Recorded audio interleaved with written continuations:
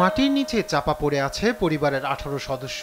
স্বজন হারানোর আহাজারি আর আত্মচিৎকারে তাই ভারী হয়ে উঠেছে চারপাশ। স্মরণকালের ভয়াবহ ভূমিধসের পর এমন করুণ পরিণতির শিকার পাপুয়া নিউগিনির শত শত পরিবার। আমি যেখানে দাঁড়িয়ে আছি ঠিক এই ধ্বংসস্তূপের নিচে চাপা পড়ে আছে আমার পরিবারের 18 সদস্য। শুধু আমার পরিবার নয়, এই গ্রামের আরো অনেকের পরিবারের অগণিত সদস্য চাপা পড়ে আছে। কেউই লাশগুলো উদ্ধার করতে পারছি না, তাই নিঃস্ব হয়ে চেয়ে আছি। গেল বৃহস্পতিবার স্থানীয় সময় মধ্যরাতে ভয়াবহ ভূমিধসের কবলে পড়ে দক্ষিণ প্রশান্ত মহাসাগরীয় দ্বীপরাষ্ট্র পাপুয়া নিউগিনির উত্তরাঞ্চলীয় এঙ্গা প্রদেশ। এতে প্রদেশটির প্রত্যন্ত কাউকালাম গ্রামে মাটির নিচে চাপা পড়ে কয়েকশো ঘরবাড়ি, মারা যান অসংখ্য মানুষ।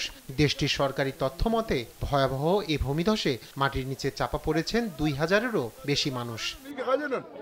ভূমিধসের কারণে কেবল মানুষ নয়, ক্ষয়ক্ষতির শিকার হয়েছে রাস্তাঘাট, বহু ভবন, মাঠের ফসল, গাছপালা, বনাঞ্চল সহ আরও অনেক স্থাপনা।